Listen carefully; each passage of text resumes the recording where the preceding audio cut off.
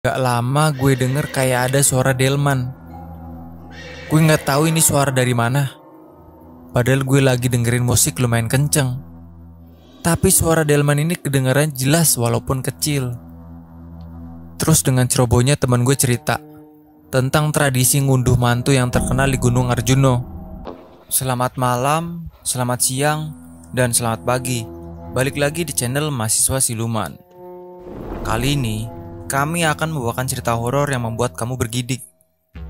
Yang menceritakan dua orang pendaki yang bertemu 7 anak misterius di Gunung Arjuno. Mendengar tentang Gunung Arjuno, kalian pasti ingat dengan kejadian beberapa waktu yang lalu yang sempat heboh tentang pendaki yang hilang di sana dan baru ditemukan beberapa hari kemudian dengan kondisi meninggal. Gunung Arjuno merupakan salah satu gunung di Indonesia yang memiliki banyak mitos. Percaya atau tidak, ternyata hal tersebut bukanlah sebuah isapan jempol belaka, karena Gunung Arjuno merupakan salah satu buktinya. Gunung yang memiliki ketinggian sekitar 3.339 mdpl ini memang merupakan gunung yang angker. Yap, angker menjadi sebuah kata yang bisa menggambarkan gunung ini. Namun bagi kalian, jangan berkecil hati dulu. Bukan berarti kalian tidak bisa mendakinya. Tentu saja bisa, dengan tetap berhati-hati. Gunung yang terletak di wilayah Kota Baru, Kabupaten Malang dan Kabupaten Pasuruan, Jawa Timur ini memang sangat menggiurkan sekali kalau kalian bisa mencapai titik tertingginya.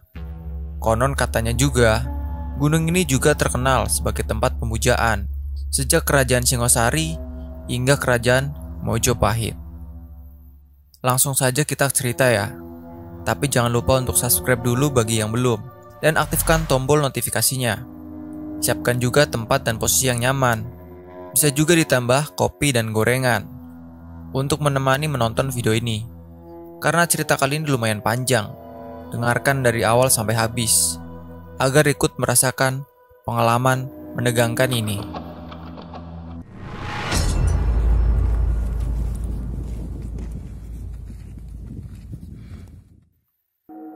Kejadian ini terjadi bulan September tahun lalu. Waktu itu bulan September yang dingin dan basah.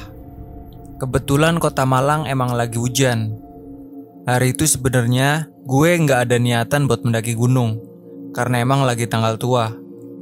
Tapi ada suatu kejadian yang bikin gue akhirnya memutuskan buat mendaki. Waktu itu gue lagi kelas sore. Even dosennya bosenin.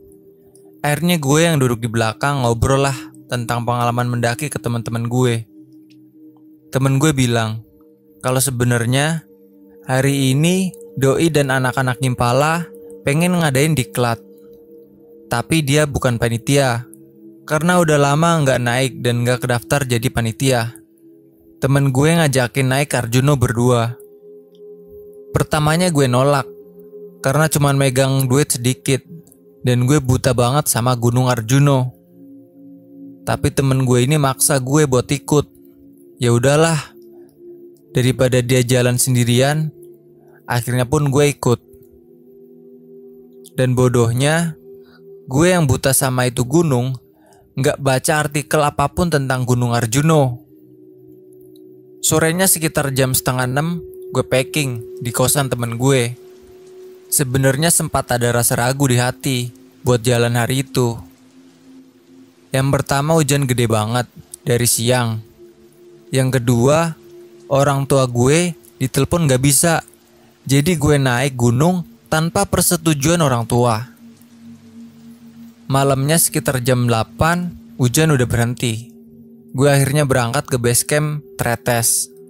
Lokasinya di daerah Pandan, Pasuruan. Gue kesana naik motor berdua sama teman gue. Sampai di base camp Tretes sekitar jam 12 malam. Menurut gue base camp Tretes ini asik sih. Banyak tukang jualan. Jadi kalau lo pada mau santai sebelum mulai mendaki, bisa ngopi dulu di depan. Tapi yang bikin gue bingung ini, base camp sepi banget, gak kayak gunung lainnya. Di sana cuma ada beberapa motor doang. Di loket Simaksi juga gak ada orang. Akhirnya gue nanya ke warung deket loket. Yang jaga bapak-bapak udah berumur. Kata bapak tersebut, loketnya bukanya pagi sampai sore. Abis maghrib jarang yang jaga dan kebanyakan pulang. Terus gue nanya lagi, kok sepi banget? Gak ada yang naik apa gimana pak? Ternyata udah 2 minggu ini Gunung Arjuna kebakaran dan baru dibuka tadi pagi. Di sosmed juga belum resmi dibuka, jadi wajar kalau gak ada yang naik, kata si bapak. Karena gue gak ada waktu banyak dan emang planning awal pas nyampe base camp langsung naik, gue izin tuh sama si bapak, tapi gak dibolehin. Bahaya katanya. Gue gak ngerti tuh bahayanya kenapa. Soalnya gue kan udah sering trek malam. Si bapak malah nyuruh gue pulang dan balik lagi besok. Karena jarak dari base camp ke kosan gue jauh banget, akhirnya gue minta izin tuh sama si bapak buat diriin tenda di sekitar situ. Dan dibolehin lah sama si bapak. Akhirnya kita berdua bermalam di base camp. Sekitar jam 3-an, tiba-tiba ada yang nyamperin tenda gue. Ternyata ada 2 anak muda gitu.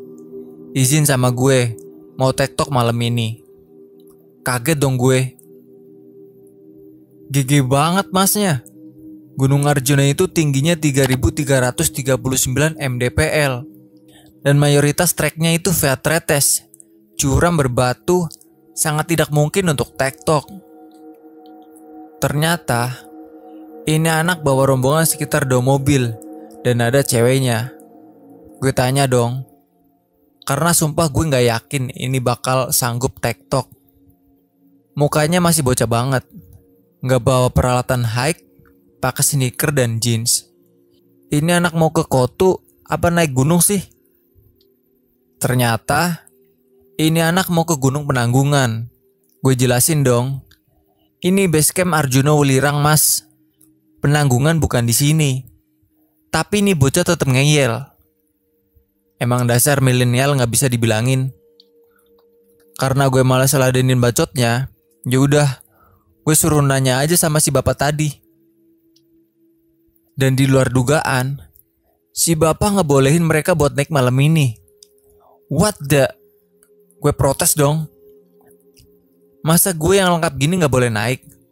Sementara mereka yang kesannya asal-asalan dan mau TikTok malah dibolehin.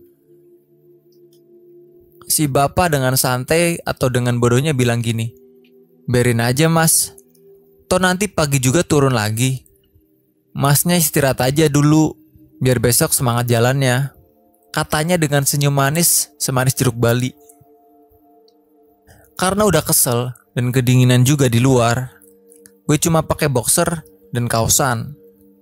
Gue balik lagi ke tenda. Gue lihat temen gue masih bobo cantik. Karena bentar lagi subuh dan gue gak bisa tidur. Gue ngopi aja sambil dengerin lagu Si Lampu Kau. Paginya sekitar jam 5:30, gue bangunin temen gue buat sarapan sebelum mulai pendakian. Warung si bapak yang semalam masih buka, cuma bapaknya udah gak ada dan digantiin sama istrinya. Selesai makan, kita rapi-rapi, mandi, beresin tenda dan lain-lain. Jam 7:30 gue bayar si Maxi sekitar 20.000 per hari buat 1 orang. Dan parkir motor 5.000 per hari. Karena gue 2 hari berdua, jadi habis sekitar 90.000. Perjalanan dari base camp ke pos 1 lumayan asik. Belum masuk ke hutan, tapi lewatin kebun warga dulu. Habis itu tembus ke desa kecil, baru sampai di pos 1. Dan semua trek berbatu dan lumayan curam. Jadi lumayan habis juga tenaga di situ. Dari base camp ke pos 1 kira-kira sekitar 45 menit. Sampai di pos 1, ternyata disuruh bayar lagi 20.000 1 orang buat 1 hari. Anjir, mahal juga nih gunung. Padahal di Semeru cuma 35.000 per hari, dan itu pun sekali bayar. Langsung nyesel gue. Dan di sana gue ketemu sama anak-anak alay yang tadi malam mampir ke tenda gue. Gue nanya ke mereka, gimana perjalanannya? Terus mereka bilang, katanya gak nyampe puncak. Mereka cuma sampai ke Kop-Kopan atau pos 2. Treknya katanya mulai masuk hutan, berbatu dan curam. Dan katanya selama mereka mendaki, mereka terus-terusan digangguin. Digangguin. Sama siapa nih? Mereka cerita, pas mereka mau nyampe ke kop-kopan, pas ketemu jalan curam, dari atas ada yang nyenterin. Tapi pas di kop-kopan, gak ada siapa-siapa. Mereka juga dengar suara-suara gitu. Dan mereka nyaranin gue buat turun aja bareng mereka. Karena emang gue gak pernah percaya gituan, gue nanggepinnya biasa aja. Akhirnya gue pamit jalan duluan ke mereka. Trek mulai masuk ke hutan. Pemandangan mulai biasa aja. Ya namanya hutan, mau lihat apaan coba. Trek dari pos 1 ke pos 2 lumayan jauh, sekitar 2-3 jam. Di tengah jalan, temen gue tiba-tiba ngeluh pusing. Itu gue udah jalan sekitar 2 jam. Akhirnya gue mutusin buat berhenti sambil dengerin azan zuhur. Gue bongkar carrier terus masak deh buat makan siang. Pas lagi asik makan Indomie, ada pendaki turun. Gue sapa dong. Terus nanya, di atas rame atau enggak? Dan katanya sepi. Cuma ada 3 tenda di Lembah Kidang. Terus dia juga pesen sama gue. Katanya kalau bisa sampai pondokan sebelum maghrib. Sumpah, gue gak ngerti lagi ini kenapa. Selesai makan, gue lanjut jalan. Dan ternyata gue udah hampir sampai ke kop-kopan. Di sana gue lihat ada sekitar 5 orang pendaki. Mereka mukanya rada pucat gitu deh. Dan semuanya lagi ketawa-ketawa. Gue sapa, dan mereka cuma lirik dan mengangguk. Pas lagi ngambil air di kop-kopan, gue inget satu hal. Gak ada pendaki yang naik sebelum gue. Karena emang dari pertengahan 6 tadi, itu base camp masih sepi. Di catatan si Maksi juga, gue orang pertama yang mendaki hari itu. Pas banget gue mikir itu, tiba-tiba kabut naik tebel banget. Gue gak tahu ini kabut apa awan. Tapi sumpah, ini kabut tebel banget. Jarak pandang kabur, jadi gak bisa lihat apa-apa. 5 orang tadi juga gak kelihatan. Gue cuma denger suara mereka ketawa aja. Sumpah, gue merinding pas itu. Karena emang udah siang banget dan gak mau kejebak malam di trek, dan udah ngerasa gak beres, gue akhirnya jalan nembus kabut. Feeling gue udah mulai acak-acakan pas itu. Kabut mulai ganti ke hujan ringan medium. Gue tetap lanjut, karena emang gak ada waktu banyak. Jalan mulai menyempit, kiri tebing, kanan jurang, dan jalan mulai banyak yang menanjak. Sekitar jambatan, gue istirahat di sebuah lembah yang cakep banget. Gue ngeliat sih kayak di film-film, tapi sumpah, ini lembah cakep banget. Dan di sana, gue kayak denger suara mobil. Dan bener, ada mobil jeep turun dari atas. Gue sempet bingung, kenapa ada mobil bisa lewatin jalan ini. Karena emang treknya gak memungkinkan buat dilalui kendaraan. Kata temen gue, di Gunung Tretes ini ada penambangan. Jadi mungkin ini jeep bawa hasil tambang. Gue lanjut lagi jalan ke pondokan. Sekitar jam 6 sore gue nyampe. Pas di situ udah gelap banget dan dingin. Gue akhirnya diriin tenda di sekitar sana. Dan di pondokan ini gue cuman berdua. Gak ada orang lain yang ngecamp di sini. Selesai bikin tenda, gue makan terus ngopi. Entah karena emang sepi banget atau emang karena suasana lembah, suara angin yang lewatin pohon kedengaran jelas banget. Mirip backsound film horor gitu. Karena emang suasananya serem, temen gue buka obrolan. Gue ngobrol lah tuh, ngalor ngidul sampai ngerokok. Tiba-tiba gue nyium bau busuk. Bau busuk banget kayak telur busuk dah. dan angin mulai nembus ke tenda. Dingin banget rasanya. Kita berdua langsung diem, tatap-tatapan. Gak lama gue denger kayak ada suara delman. Gue gak tahu ini suara dari mana. Padahal gue lagi dengerin musik lumayan kenceng. Tapi suara delman ini kedengaran jelas walaupun kecil. Terus dengan cerobohnya teman gue cerita tentang tradisi ngunduh mantu yang terkenal di Gunung Arjuno. Jadi tradisi ini milik makhluk tidak kasat mata yang tinggal di sana. Dan katanya kayak upacara pernikahan mereka sama golongan kita. Akhirnya gue memutuskan buat tidur aja. Karena emang gak mau hal-hal aneh kejadian. Ini pertama kalinya gue tidur cepet di gunung. Biasanya gue kalau naik gunung itu gak pernah tidur sore. Jadi gak bisa tidur lah gue.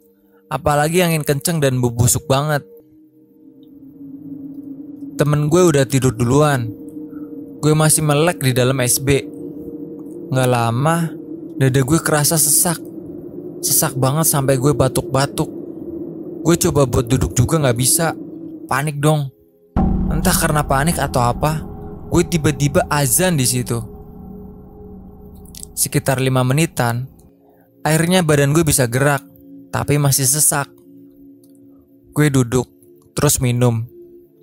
Samar-samar, gue denger kayak ada orang jalan muterin tenda gue. Terus gue mulai ngerasa badan gue panas banget. Padahal udara dingin.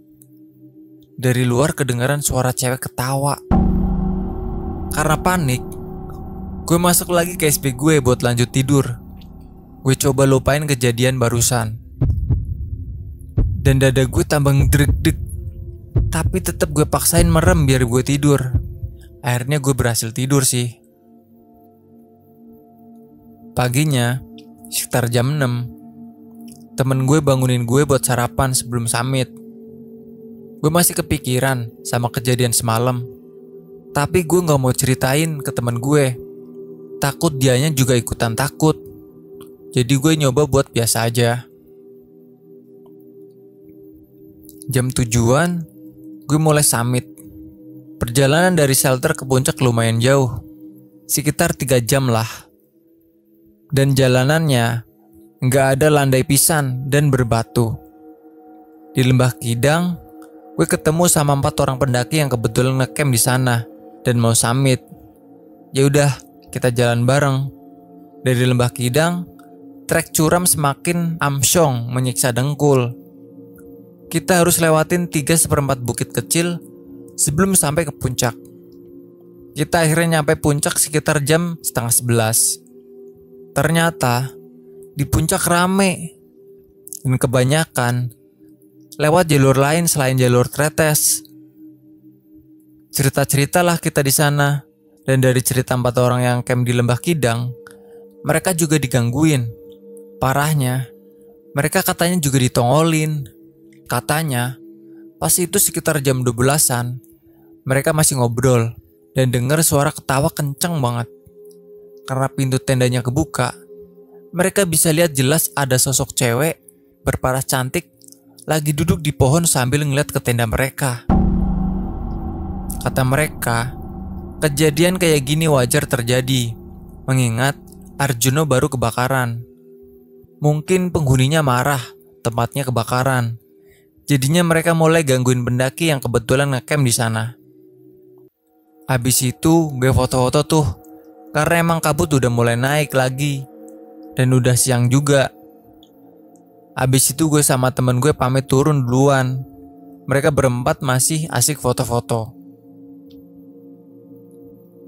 Perjalanan turun hampir sama kayak pas trek naik tadi. Hingga sampai ke bukit terakhir, entah karena gue ngantuk atau apa, gue ngambil jalur yang salah. Gue ngerasa itu jalur yang bener, dan dengan sadar gue ngelihat ada pita penunjuk jalan. Lumayan lama kita berdua jalan, sampai ketemu jalan buntu. Dan pas gue ngeliat sekeliling gue, adalah hutan yang bekas kebakaran. Dan jalan belakang gue ketutup. hilang gitu aja jalannya.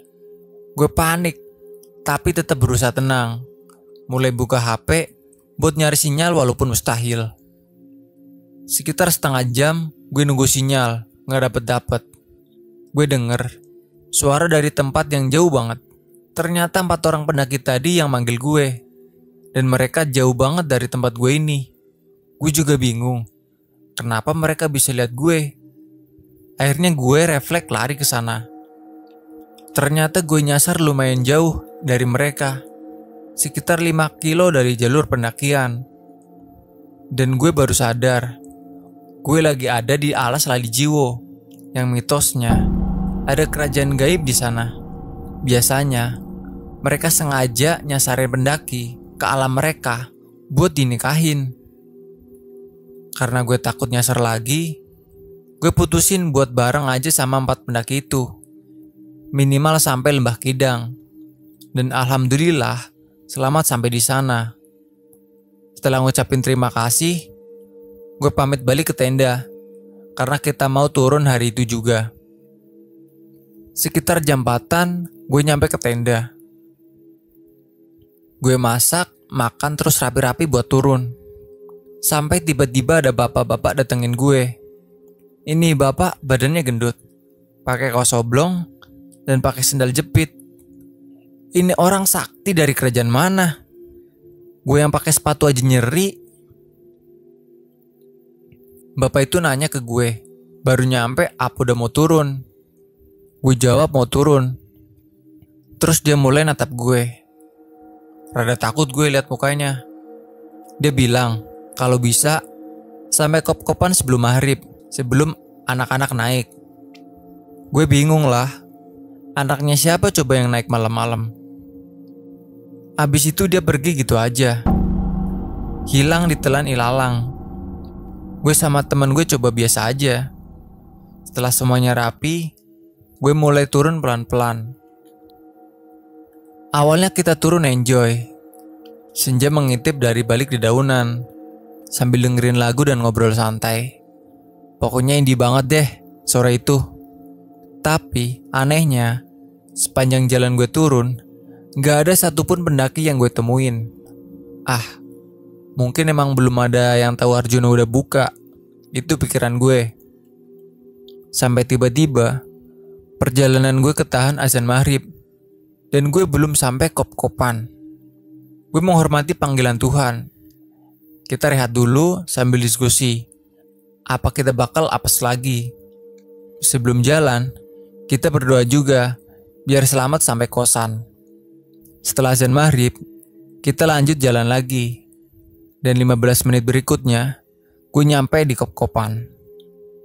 Sumpah, ini tempat jadi serem banget pas gelap.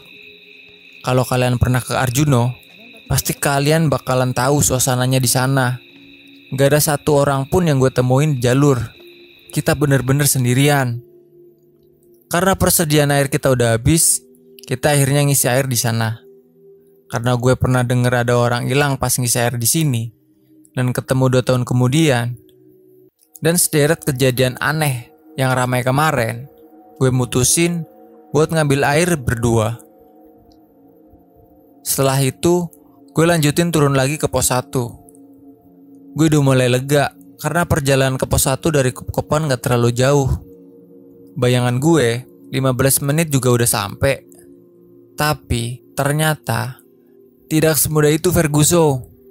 Mereka tetap penasaran dan terus jailin kita. Mulai dari kaki gue yang pegel dan rasanya kayak jalan sendiri. Temen gue yang udah mulai bengong. Pohon sekitar kita juga mulai goyang-goyang sendiri. Padahal gak ada angin. Dan rasa panas yang absurd banget. Karena khawatir sama temen gue inisiatif buat backup dia.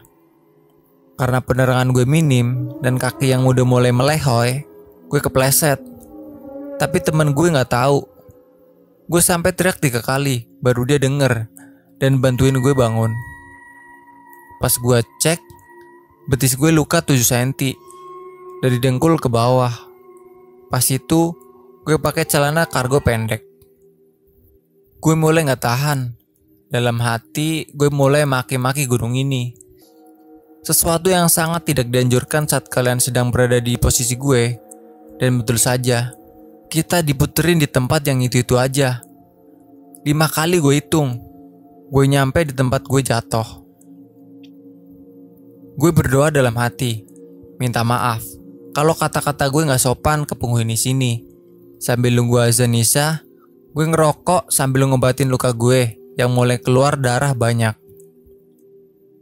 Setelah setengah jam gue rehat, gue lanjut jalan lagi. Dan alhamdulillah, gak sampai 20 menit gue sampai ke pos 1, tempat gue bayar simaksi kedua. Gue udah mulai lega karena sebentar lagi nyampe base camp dan gangguan itu udah selesai. Tapi ternyata tidak. Setelah lewatin pos 1, harusnya gue udah masuk ke pemukiman warga. Tapi anehnya, gue masih tetap di dalam hutan. Di situ gue mulai merasa janggal.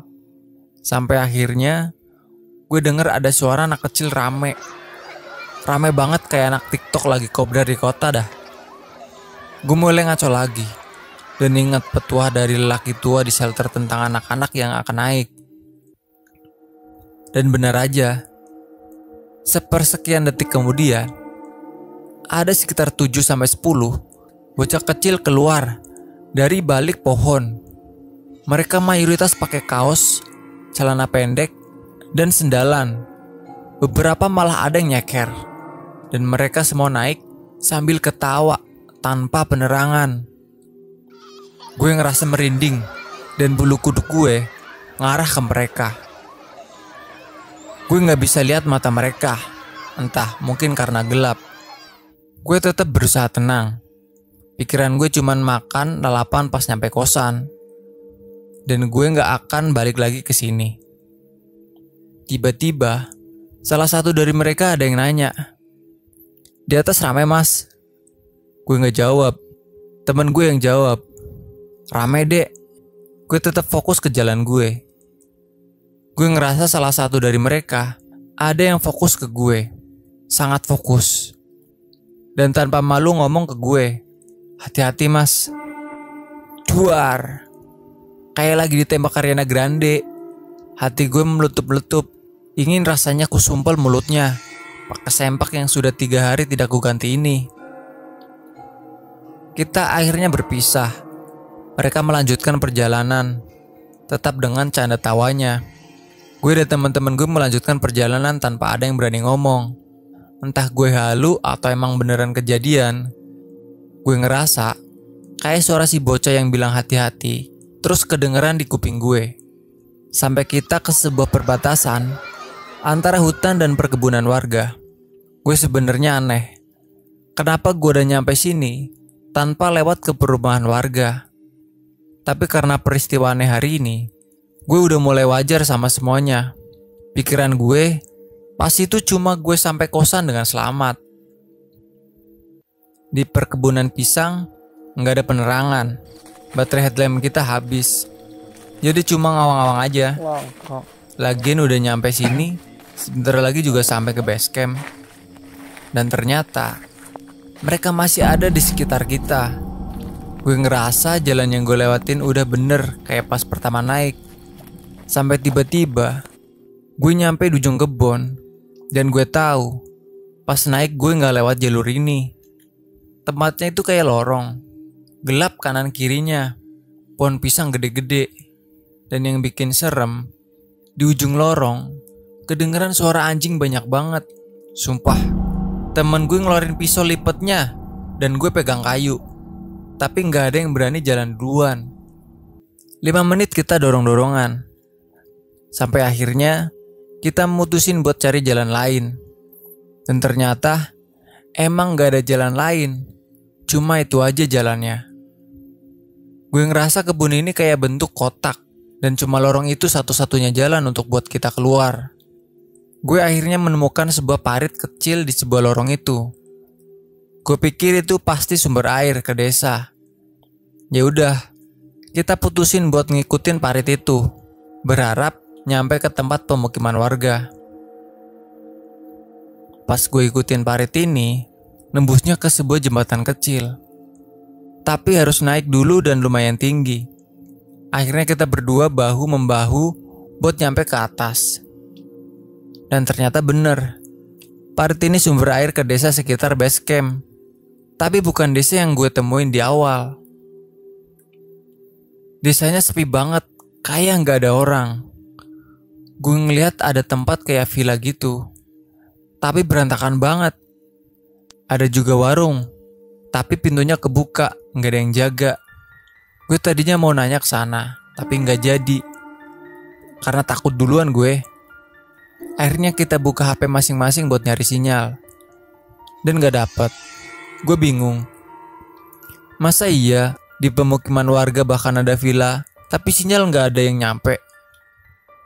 Akhirnya kita mutusin buat jalan terus aja ngikutin jalur. Seperti jalur di sekitar gunung pada umumnya, jalur aspal, tapi turunannya curam dan gelap banget. Kita nyampe di sebuah perempatan. Di situ kita ngeliat ada orang jalan, tapi gak ngarah ke kita. Gue yang udah capek, inisiatif buat jalan duluan. Gue pikir kalau udah nyampe villa pasti di depannya ada jalan raya. Dan bener aja, sekitar 15 menit kita turun, nyampelah kita di jalan raya. Dan tahukah Anda, pas kita keluar dari sana, orang-orang pada ngeliat aneh. Salah satu ibu-ibu ada yang nanya ke kita, "Dari mana, Mas?"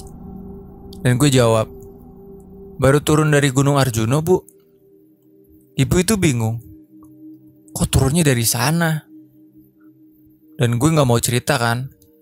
Gue nanyalah sama si ibu, "Base camp Tretes itu ke arah mana, Bu?" Dan ternyata gue nyasar sekitar 10 km dari jalur resmi. Ya udah, akhirnya kita jalan kaki karena emang gak megang uang buat naik angkutan. Dan alhamdulillah nyampe base camp dengan selamat.